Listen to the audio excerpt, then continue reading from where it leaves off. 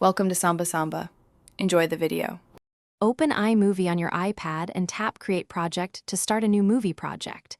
Choose Movies to edit standard clips or trailer to use templates and placeholders.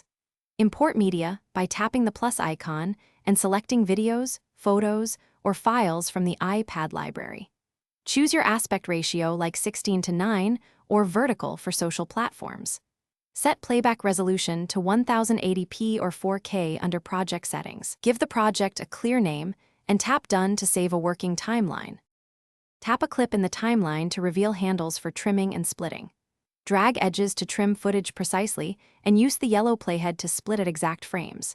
Tap the plus icon between clips to add transitions, titles, or B-roll overlays for depth. Use the audio button to lower background sound and raise dialogue by percentage values. Apply Ken Burns for slow zooms, change clip speed to half or double, and choose cinematic filters for a consistent look. When ready, tap Done, then the Share button to export your movie to photos or files. Choose resolution options like 720p, 1080p, or 4K, and pick a frame rate that matches source footage.